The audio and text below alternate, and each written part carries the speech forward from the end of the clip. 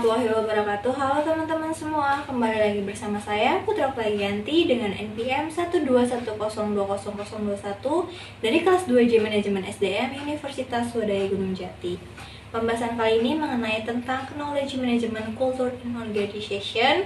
Kalian pasti penasaran kan, apa bahasan kali ini? Yuk disimak videonya. Konsep budaya manajemen pengetahuan. Budaya sebagai kompleksitas asumsi tingkah laku cerita, mitos, metafora, dan berbagai ide lain menjadi satu untuk menentukan apa arti menjadi anggota masyarakat tertentu, menurut Stoner et al. Budaya juga merupakan pola semua suasana, material, atau semua perilaku yang sudah diadopsi masyarakat sebagai cara tradisional sebagai pemecahan masalah anggotanya, menurut Maljono tahun 2003. Di dalam budaya, manajemen juga mencakup beberapa hal. Yang pertama, mengkoordinasikan SDM, material, dan keuangan ke arah tercapainya tujuan organisasi yang efektif dan efisien, menghubungkan organisasi dengan lingkungan luar dan menanggapi kebutuhan masyarakat, mengembangkan iklim organisasi di mana orang dapat mengejar sasaran perseorangan dan sasaran bersama, melaksanakan fungsi tertentu yang dapat diterapkan seperti menentukan sasaran, merencanakan, merakit sumber daya, mengkoordinasikan, melaksanakan dan mengawasi, dan yang terakhir melaksanakan berbagai peran antar pribadi informasional dan memutuskan. Selanjutnya, pengetahuan. Pengetahuan adalah keseluruhan kognisi dan keterampilan untuk memecahkan masalah dengan kapasitas melalui tindakan efektif, efisiensi, dan rasional. Budaya manajemen pengetahuan menggabungkan ketiga konsep, yaitu budaya, manajemen, dan pengetahuan. Secara konseptual, budaya manajemen pengetahuan bertolak belakang dengan anggapan dasar. Selanjutnya ada manajemen pengetahuan berpusat pada manusia. Manusia sebagai individu mempunyai perilaku individu dalam organisasi membawa ke suatu tatanan, kemampuan, kepercayaan pribadi, pengharap, kebutuhan, dan pengalaman masa lalunya. Perilaku individu dalam organisasi menawarkan tantangan dan kesempatan bagi manajer untuk membantu dan memperbaiki kualitas individu dengan cara menunjukkan bagaimana manajer memberikan kuasa kepada orang-orang untuk merancang melakukan perubahan pada organisasi. Pengetahuan sebagian besar berada dalam kepala manusia dalam bentuk tacit knowledge, bukan di sistem informasi yang canggih. Salah satu pendekatan yang berpusat pada manusia dengan menumbuhkan budaya kondusif terhadap berjalannya proses dalam manajemen pengetahuan.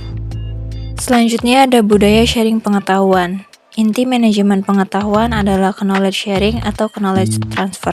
Karena melalui knowledge sharing, maka akan terjadi peningkatan nilai dari pengetahuan yang dimiliki perusahaan. Seseorang yang melakukan knowledge sharing tidak akan kehabisan pengetahuan yang dimilikinya, tetapi justru melipat gandakan nilai dari pengetahuan. Bila sudah dimiliki, dapat dimanfaatkan banyak orang. Budaya knowledge sharing merupakan budaya yang perlu ditumbuhkan dan dirangsang dalam perusahaan yang ingin menerapkan manajemen pengetahuan efektif. Kemudian ada 5 unsur budaya sharing pengetahuan. Yang pertama, peran kepemimpinan.